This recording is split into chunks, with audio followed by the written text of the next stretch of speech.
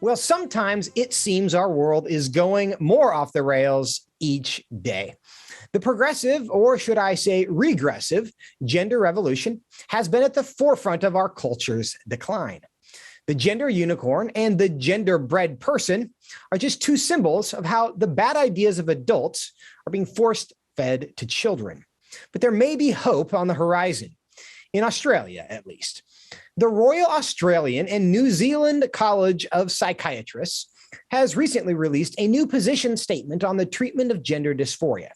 Why is that good news? Well, my colleague, Dr. Jennifer Bauwens, FRC's director of the Center for Family Studies, is here to share.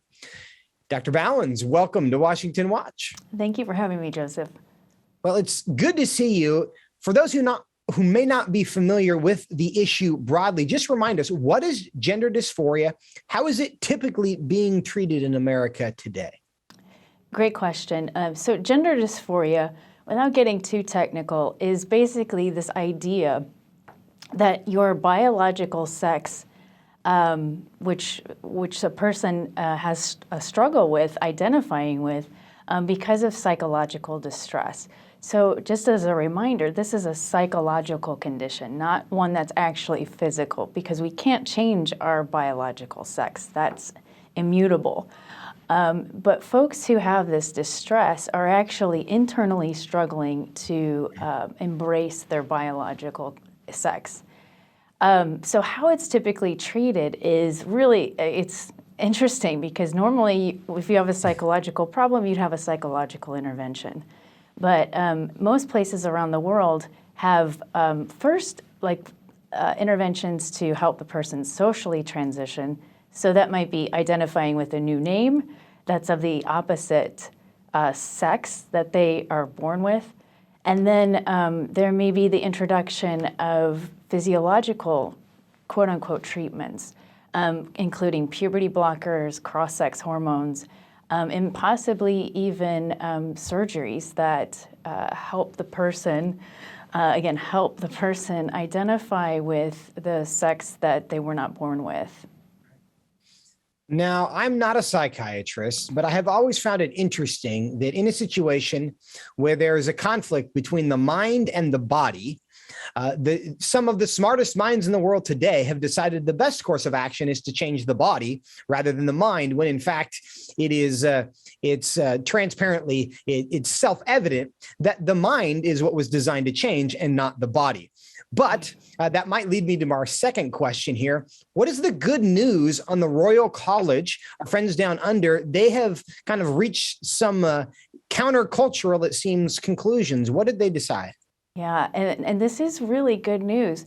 And it's actually, for those of us who have a lot of care and concern for kids, have already seen this, particularly those who have care and concern are in the research community.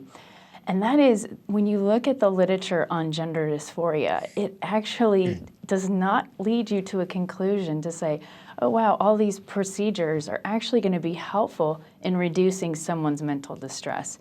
On the contrary, the evidence is very weak. The quality of scientific examination has been very weak. And what this Royal College did is they recognized that fact. And a lot of people who are fighting for these practices, be it in the psychological community or those who kind of hold dearly a gender ideology, have not come to the place of recognizing that the data is just so weak. So this is huge. It may not seem like a huge development, but to actually recognize that the data is so bad is a big development on the fight for keeping kids safe. Were there specific conclusions that they reached that are different than the prevailing wisdom in the States right now? Right. Well, the irony is some of their conclusions are actually just a return to good practice. Because there are certain things that you do when you're practicing with minors. One, you do a holistic assessment. You want to know what else is going on with the child, not just the presenting issue. So in this case, gender dysphoria. You want to know, because we do have data that shows children who have gender dysphoria often have higher rates than those in the general population with childhood sexual abuse, emotional abuse, physical abuse, autism. Those are just to name a few. So what this Rural College did is they said, we need to assess children in a holistic way.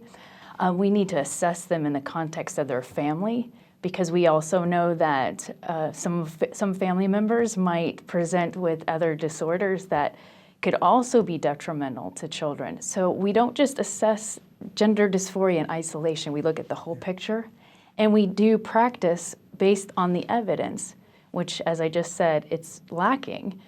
So those are a few things, as well as informed consent. Can the child actually understand what the treatment that they're agreeing to? So if they're agreeing to cross-sex hormones, do they actually know what that means in terms of sterilizing their body for probably the rest of their lives? Dr. Bauwens, we only have a couple seconds left. Do you think this is going to impact what happens in the U.S.? Yes, I do. I think that the growing consensus and the growing number of detransitioners is showing us that this will eventually be an ideology that falls. Great. Dr. Jennifer Bauwens, thank you so much for your time being with us today. Really appreciate your efforts. Thank you for having me on.